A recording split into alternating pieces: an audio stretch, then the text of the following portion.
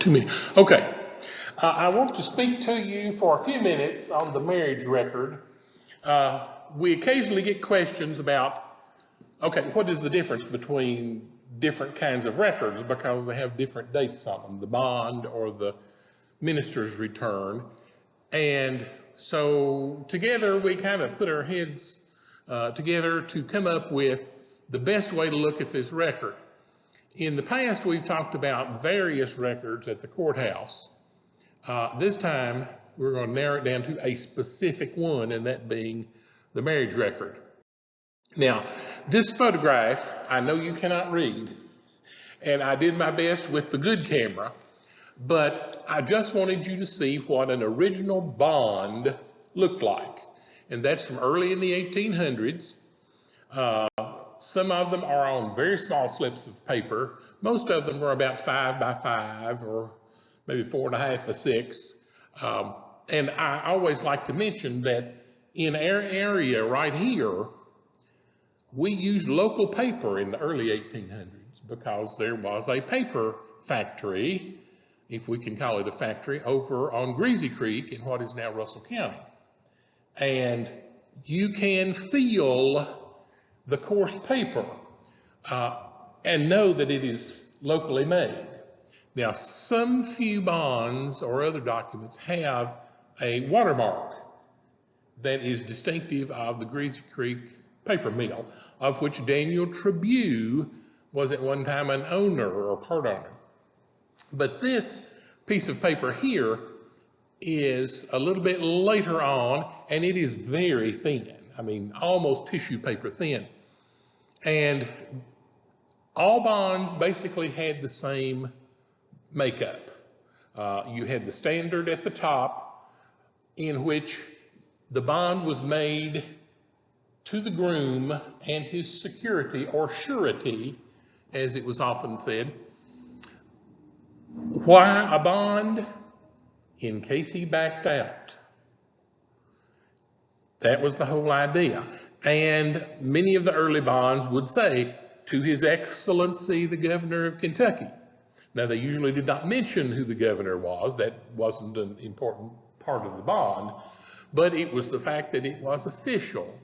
And that bridegroom had to make a bond. Now, there were set amounts over the years that changed. But in the beginning, you might find 100 pounds as the value. That was a huge amount of money. The design was, if you're going to marry this girl, you better not back out unless it is a mutual decision.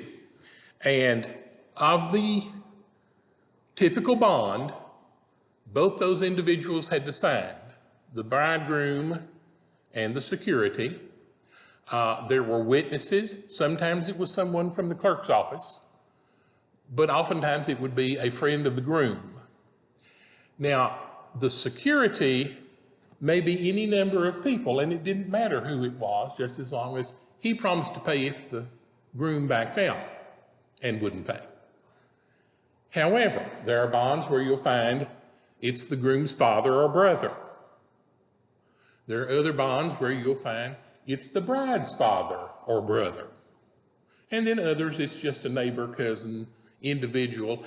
And as time went on, and most people didn't forfeit their bond, it might be someone who worked in the courthouse. Because down in the 1840s and 50s, you often saw the county judge would sign the bond, or the deputy clerk in the office of the county court. Just didn't really matter. Somebody had to sign. Now, the bride's name is well down into the bond, that second paragraph that you can see there. It's always good to compare the various marriage records because she was not present when the bond was made. The information on there came from the groom, and let's just be honest, they didn't always know the right answers, even the full name of the bride. Oftentimes you will see on the bond a nickname, Betsy, or something like that, instead of her full name, which will often appear on the other records of this particular marriage. And of course, this is not proof that there is a marriage. It is proof that there was an intended marriage. Now, bride can back out, no problem. There is no bond forfeiture or anything there at all. There are bonds that are missing in Adair County. We know that because we have ministers' returns or consents, but we can't find the bond. Bonds were loose until early 1840s. And because they were loose, they got misplaced. Miss Ruth Paul Burdett compiled marriage bonds and returns up through the year 1840, and Randolph Smith published it later. Her information is very good. She knew every family in this county, and her information, I have rarely found any doubt that it is correct. When I did the marriage record book, picking up in 1840 and going through 1870, I worked diligently because I knew I would be in trouble if it did not. And Randy Flowers guided me through my research, and I collected every piece of information that I could. It went to press. The day I went to pick it up, I got a call from the county clerk's office. Bob, I think was either he had just retired or was still in the office. And whoever called said, Mike, we found some marriage records in a box. And I knew exactly what had happened because for years, the original loose bonds had been missing. We all thought they were stored somewhere, and then we became afraid that in the great cleaning of 1968, they might have gone to the dump with so many other loose records. Before I went to pick up a marriage book, I went to the courthouse, and it took me an instant to realize there were all the lost bonds, or what we thought were lost. Now, I marketed that book, but I turned around and the next week started on the lost marriage bonds. I did not duplicate from Miss Ruth or from my book, but we found, I believe, 73 marriage bonds that were not recorded otherwise. So we found that many. How many more are lost? We can't really say. We just hope that one of these days somebody will open up something and there they will be. And that's what we all hope for, is a treasure trove someday. Now, that's just a picture of a second bond to show the fragility. That one is in two pieces, but it would take just a breath at the wrong time to make it three pieces. We, fortunately, have photocopies of everything that was down there about 1992 or 3. Randy Flowers, Wanda Beard, and Nancy Willis spearheaded the project with the help of Joyce Rogers, the county clerk at the time, and a whole team of us went in and just kind of took over her office when it was slow and photocopied every bond front and back and every consent and every other loose scrap we could find. And we have those over here in 3-ring binders. Now, some of those that we photocopied then are not down there now, because occasionally I do go down to photograph one and I can't find it. But we organize them alphabetically by groom in envelopes. And we're hoping maybe someday they might come here for safety, if nothing else. But we shall see. And we did have bonds down in through the mid-1840s. Now, stop me at any time to ask a question because I don't mind. Now, consent notes, anyone under 21, male or female, had to have a consent note from a parent, guardian, or other responsible person. I even made this particular point of putting in here, some females would write their own note even after they were 21 years of age and have it witnessed, because they didn't want there to be any question at a later date. Because if she had married and was underage, could someone make trouble? Well, probably not, but we know how people are. Consent notes were scrawled very often. Most of them are barely legible, misspelled, and so forth, often signed with an X by the parent, but that's fine. That's all the clerk needed, was someone to say, yes, this party, whichever male or female, is of age. And every now and then you'll get fortunate enough to get a little added information, like Mary Jane was 17 on June the 4th last year, or something to that effect.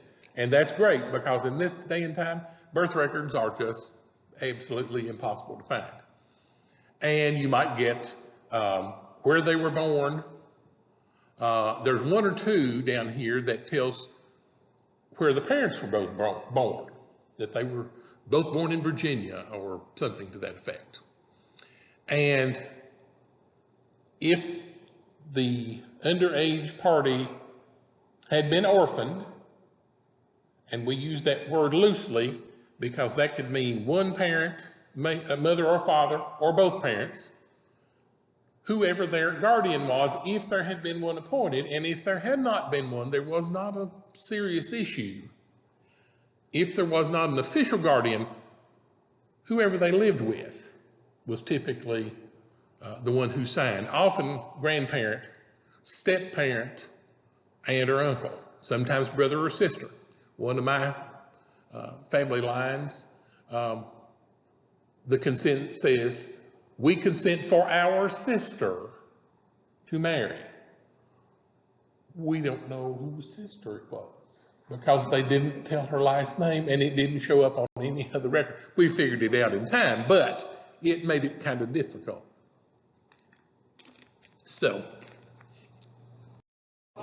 possibilities there. That is one consent.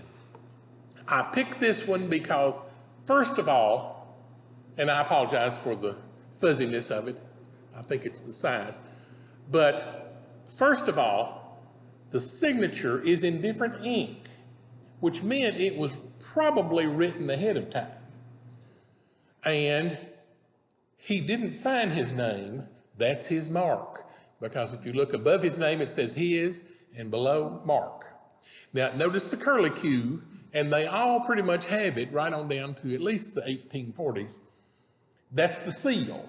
If you have a seal, and of course they didn't have a seal, literally, so they do the little flowery looking thing, and that is his seal. You know, he yes, out there, it looks like a scribble. And this one just is so good. And notice, they did it before he put his mark in there. Yes. And Powell Holt, who was the testator over here, the witness, signed his when the note was drawn.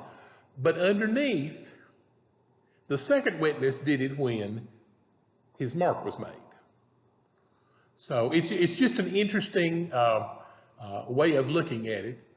And I think they spelled most of the words correctly here. Of course, spelling was not a set format in those days, but it's pretty logical. Now, next one. This is the back side of that note. Another document within this. And this one is clear enough that you can read. Powell Holt made oath that Betsy Bailey was above the age of 21 years and that the within certificate was the act and deed of, it's Mr. Holt, Ben Holt, the father of Powell, and then witness Ambrose Holt, and dated and signed beneath by William Cowell, clerk of the Adair County Court. Now that's in William Cowell's handwriting, and we're thankful for William Cowell having fair penmanship, because he was clerk here for half a century, and thank goodness he had good handwriting, and he encouraged his clerks, because some records are poorly written, and those clerks, deputy clerks, if you look, did not last very long. I guess he just wouldn't put up with it, thankfully. I remember one of the worst experiences I had doing original research in a courthouse was in Whitley County, and they were as nice as could be. But they had a clerk who was there almost as many years as William Cowell was here, and he barely could scrawl. And many records I just threw up my hands. I could not decipher them. So for Mr. Cowell, who lived on this lot right here, incidentally, and his office was here for many years. The marriage license is your third document, and that was the paper given to the groom that he would hand to the minister, the justice of the peace, the county judge, if that were appropriate, to perform the ceremony. Now, that was a legally binding document. Many of these, actually most of these, were destroyed in time because they just didn't give them back to the bride or groom. There was no reason to. They didn't need that. It was an authorization. The person who performed the wedding didn't need to keep it. He didn't have to turn it in. So unless on those rare occasions when he just stuck it back in his own papers and it was preserved and handed down, is the only reason that the license, the authorization, would survive from the first 50 years of our county's history. Now, there are a handful in existence, and it's because they did get saved with someone's papers. 100 years ago, a batch of papers was found out at Montpelier that belonged to one of the Williamses, one of the Williams families. And some of those papers were distributed to descendants at that time, and it made it into the newspaper. That's how we know where they came from. So if you find a license, be tickled. I've got, I guess it's one about this big. It's real frilly and fancy done. It reminds me of a family tree type thing. It's decorative. It's real decorative. On such and such day, so and so and so and so were bound together on, in holy matrimony by the, preacher. You fill in the blank type thing. Yes. And I don't know whether my great aunt, got it years later or whatever, but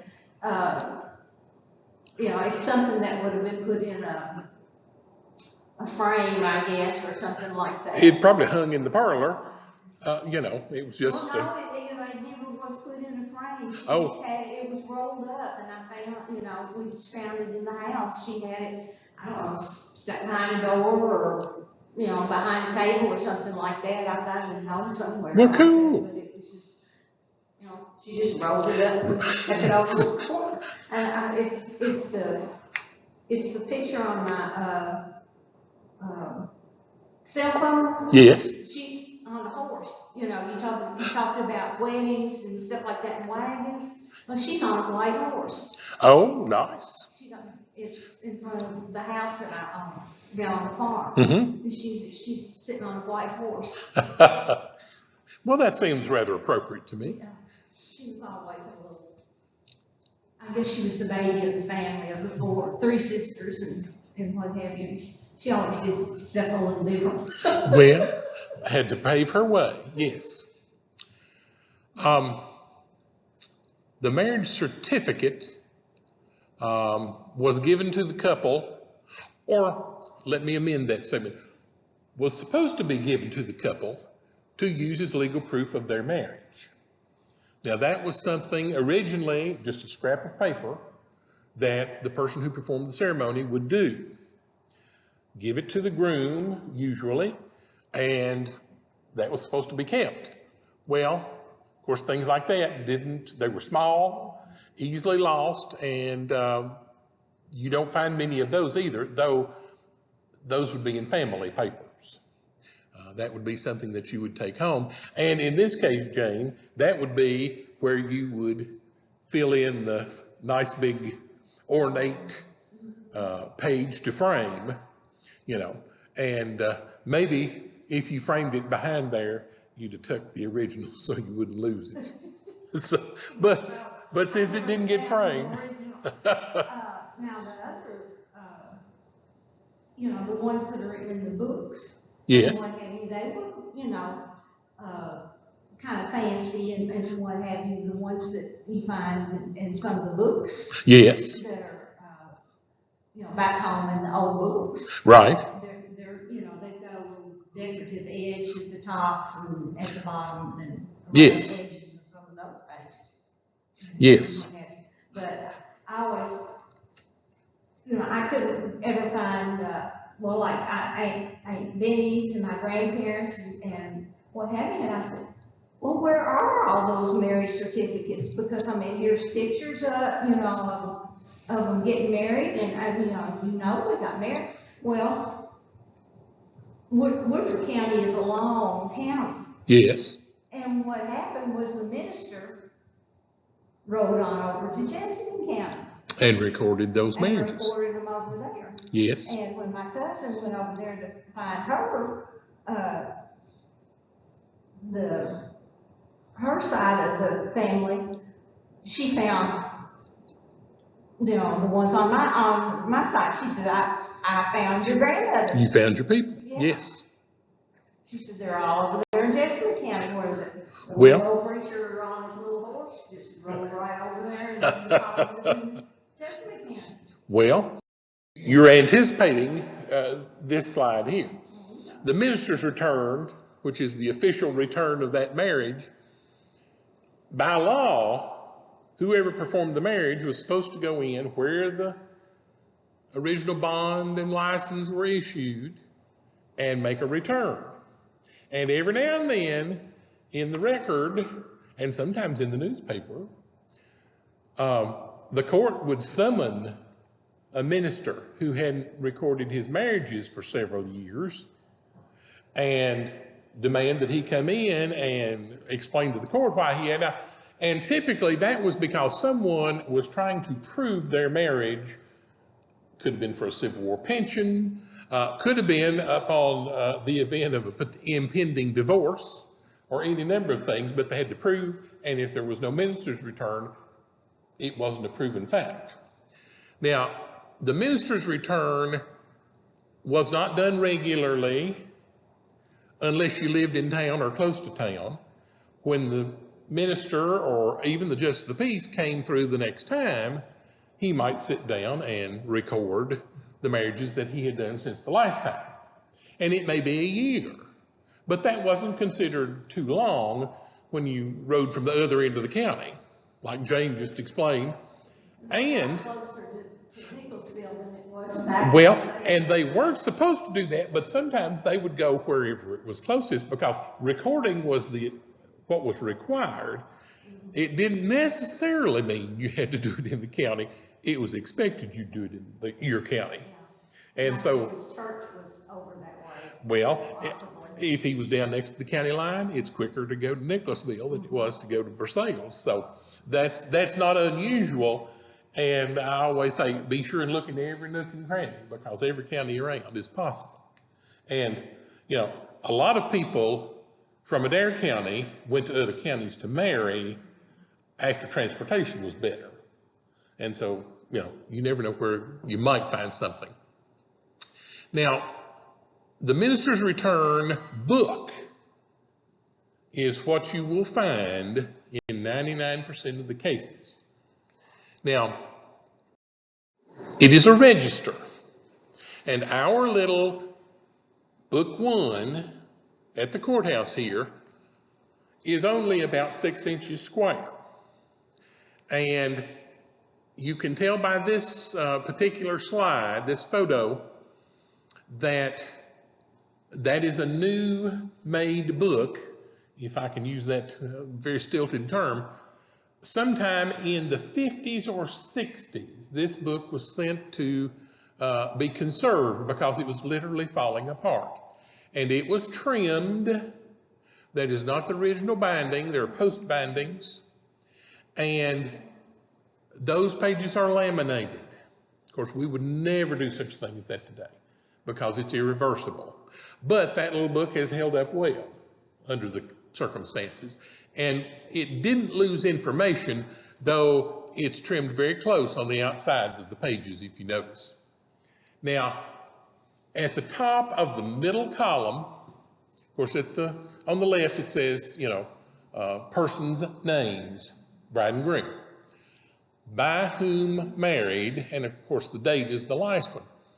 Notice down that column in the center, the first marriage, Isaac Hodgin married them. Next one, same. Next one, same. Same. He came in and recorded those marriages because they had all been done since he had recorded last. The first one, 1819, the last one looks like June 1820. Now, in a few pages over, he may come in and record a few more. That was typical. Now, I'm going to jump from the slide to an artifact right now. First of all, your minister would have written down, after the couple left probably, their names and any information that he felt he needed, and the date, so that he would have that to work from when he came to the clerk's office. Most ministers, it appears, just did a sheet of paper. They could fold that up, put it in their pocket when they came to court next time. But we have instances like this. Now this is a return book, or a minister's return book, that belonged to William Henry Harrison Absher, who was a very popular minister up in this end of the county for years, and he thought himself a little book. And he went in and started, and we think there's probably three of these, because this is kind of the middle of his career. And he would fill it in. Now, some of them are a little more detailed than others. This one is the 1850s and into the early 1860s. But the point is, that's what he would bring in. He'd put that in his inside coat pocket or his saddlebag and bring that in when he came. And they didn't do that. The clerks did that. Maybe the county clerk, but more likely a deputy clerk would take this back there, and he'd sit down with the big book, or the little book in this early case, and fill in the information from this. So what I always say is, this is the original proof of that marriage, because he did it and probably sat down that day and wrote it out. And then when it came in, the deputy clerk recorded it, but we know I'm the world's worst. I make mistakes. That's why I proofread 14 times and still miss things. This might not have any errors, but that might have had a name error, a date error. So I consider this to be the original record of the marriage. Now, Phil knows about this. We had a researcher come last summer. It's Paul Hendrickson from Philadelphia. His ancestors' marriage is in this book. And it's a miracle that I thought to look, went into the archives and found this book, because I realized the minister was the same. Was he in here? And he was. So this was what he basically came to Kentucky for, to see this. Now, we went to some cemeteries and did other things too, but he was very pleased to find that and photographed it and so forth. So The minister's returns in their original form are the best record. Now, you don't find them very often, therefore, that's why we have to take what we can get. This is another minister's return book. It is the big book. This is the book marked 2-6, 2 through 6, down in our courthouse. It covers a large number of years. It duplicates marriages because there's also a BC book. And there's overlap. So for a few marriages, well, a few hundred marriages, there are 2 ministers' returns because they started a book and for whatever reason, they transcribed a lot of those into yet another book, but they're both still on the shelf. Because we don't have ABC books as marriage books except for BC. There was no A unless it was the original return book and they changed it to 1 instead of A. And these are numbered. They all have a number in front of it that you can see in the first column. Number, 1931 and so forth. And that helps to keep, I assume that helped them to keep from duplicating, but it also helps us when we're looking for a marriage because some of the indexes down there, original indexes, are by the number, not the page. That is a bond book after they became popular and the loose papers were done away with. There is some overlap, but the bond book is very simple, as you see. Name at the top for the groom, the bondsman or the security. Then in the middle of the page, there's the bride, and sometimes it will say daughter of so-and-so, but it may say that she was not old enough to marry, but her father is present and consenting. And you can't assume that the security, if it's the same last name, is the father, because the father may have been there and consented, but his son, the bride's brother, was the one who was the bondsman.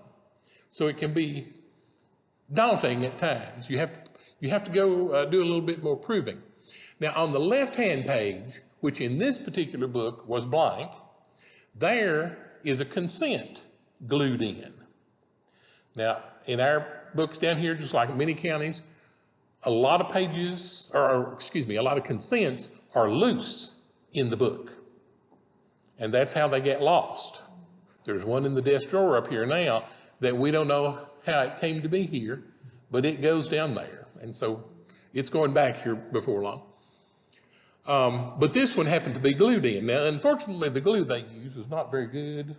It'll hold, but it can also bleed through to the other side of the page, which is somebody else's bond. Now, at a little later date, we find that these books, and we call them the blue books because of the color of the paper, they'll be 2-page. The marriage bond, and when you turn it over on the back side of the same leaf is some personal information, age, birthplace, and so forth. I think we have 2 blue books that have the double page. But of course that became the standard after the Civil War, the 2-page. Now, marriage declaration by freedmen. After the Civil War came to an end, African Americans came in to register their marriages. Now, all of them did not, but it was in their best interest to, for all the obvious reasons, but also if you wanted to get assistance from the government in any way, including using the Freedmen's Bureau banking system, which is a great record to use. They would come in, the husband, he would go into the clerk's office and register, and we have a declarations book down here. They were, in this county, 1867 was the last one, but it was a very simple statement, and I pulled that out of the publication that we have. And, well, actually it goes to 73. I'm sorry, I spoke before I looked at my note.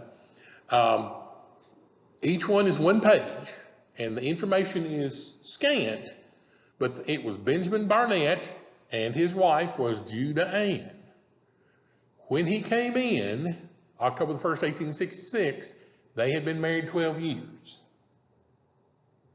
Okay. Was the marriage between African American couple recognized? It was not. That's what I've been reading. It was not. But if they had been living as husband and wife, wherever they were as enslaved people, that was okay. I mean, as far as declaring that marriage as legal, they could go back. And we have one that goes back, and I'll say this and maybe get it wrong, but I think to 1838 in our collection. So it was slow at first, then it really picked up, and then of course it dropped off in years later. But that is an excellent document. It doesn't give much information, but it's an excellent document in doing African American research. And marriage records colored, because that's what it says on the book down here. After the declarations, anybody who started marrying of African descent, they had same kind of bonds as everybody else, bound books, but on the spine it says colored marriages, and they were kept separate until the 1920s. That was done away with in other places early or later, but we kept it until the 1920s. And it's interesting, when I was transcribing those books up into the 1890s, you would have the occasional white marriage recorded in the black books and vice versa. Now, typically the clerk, when they realized their mistake, would go through and X that out, but they didn't obliterate it. They just X'd it out and transferred it into the proper book. And that was just a fact of life and error. But those are good records, and they had the same kind of information required after the Civil War as the white books did, including age and where you were born, where your parents were born, and so forth. And very good information. And these records are particularly good for me as a historian because it helped me pinpoint churches and schools in this county. And that's where, if Rodney were here, I would say Elizabeth School, because that's the school that we've been chasing. We think we know where it is, but that's the first time I ever saw it mentioned, is lots of people were married at Elizabeth School, which also probably served as a church. So, that helped a great deal. Well, there's just a picture of the marriage wall. You can't really see it. And interestingly, I had not noticed this until a couple weeks ago when I was down there taking that. They used to have all the black marriages in one column over here. They're kind of interspersed now, chronologically. And I think that was something that the clerk's office has done. And it's helpful because when you were looking for a marriage in 1899, it helps if all of them are together. And I did not take a picture of the loose bond box. Well, I just hate to do that. That is the original big index book. The marriage index, which we all know weighs 40 pounds, is huge. And that was done during the 1930s. But they did a tremendous job. They indexed grooms are on the left, brides are on the right, by surname, alphabetically. And of course, in this county, which is not the same as every county, because every county had its own system, you can find, like, the Burtons have their own section. then all the other BUs will be in the section. Or the Coomers have their own section, and it'll say go to page 41 or something. And you have to watch, because in these indexes, there's more than one page with that number. Because for the Coomers, if it's page 41, there may be 5 page 41s, because they're all Coomers. Now that was a system, I don't know who set it up. It was ridiculous, but once we got used to it, it's easy to use. But the problem is, when people come in who've never used those books, they can't find anything. And I feel bad for them. Now, I put up on the front table some of our marriage records. But here are the major ones, and I'll print these for you if you want one. But there's the Ruth Ball Burdett book, which actually she compiled it. Randolph Smith and Leanne Butler published it and printed it out of Burkesville. And we reprinted it in 1998 with a revised index. And I'd love to see it done again, because there's some new information that we could put in as additional information, as a subscript. There's my 1840 to 1870, and then almost immediately the Lost Bond book, covering the same period. I'd like to redo that one of these days in one volume. Then there is the 1870 to 1899 book, which is a whopper. The index is almost as long as the marriage part. It took me about 4 years to transcribe all the marriages, and about 2 years to do the index, which I will never tackle again. Then there's the Black Marriage book that goes through the last day of 1899. Frances Ingmeyer did the vital statistics marriages back in 1980, and of course she did every state in Kentucky, birth, deaths, and marriages. And her information is good. We don't use it very often other than to double check. And of course you can go online and see those vital statistic marriages. And we did cross-reference with the third marriage book from 1870 to 1900 and with the black marriages, so that we wouldn't lose any info. Then there's the Adair County Genealogical Society's marriages 69 to 79 that we did several years ago. And then I put these two on there because when divorcing couples filed suit, they often told where and when they were married or other vital information. Now, I did the Kentucky divorces in 2012. Actually, I did them in the 90s, but I didn't publish it in 2012. And those are from the legislative record from 1792 to 1850, when the law changed concerning divorces. It was ambiguous for about 15 years, but in the 1840s, the legislature became so bogged down with people trying to get a divorce that they decided that their business wasn't divorcing people in Frankfort, that needed to be done at home. And then the Adair County divorce petitions, and I did not transcribe, I just pulled out important genealogical information with the idea that people could go and look at the original records in Frankfort at the archives if they so chose. And I misspelled a word on there. It's supposed to be fem sole petitions. And those are not divorces, but they were so interesting that I included them.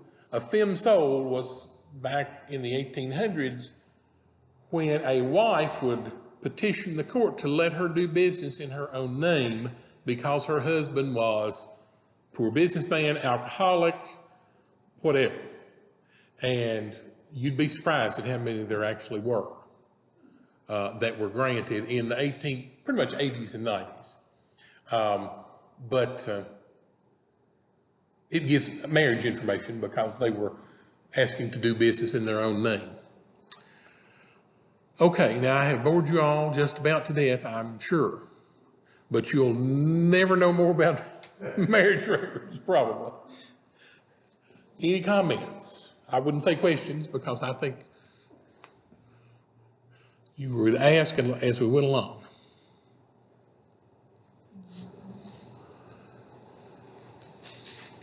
Well, I was looking up marriages a long time ago. I got bogged down there, but I haven't looked at them lately. I was just trying to find some of my families. well, that may give you some kind of clue. The thing that, the bottom line for me is, some couples have 5 or maybe even 6 different documents, including consents. And you almost have to put them together and analyze all the information, because oftentimes, like the bond might have Betsy Conover, but on the minister's return, she's Elizabeth Ann. And on the bond, it may say daughter of David, but on the minister's return, it may say daughter of William. So, you know, there are all kinds of possibilities in there. I have a family that are Sheltons. Yes. The women went by one name and the men went by another name. When the women married the men, they changed their last name for some unknown reason. I don't know. Now, did they do it or did the clerk do it when he wrote it out?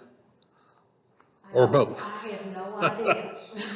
Was not around back then, the mid-1800s. Well, Jane, you've got to channel.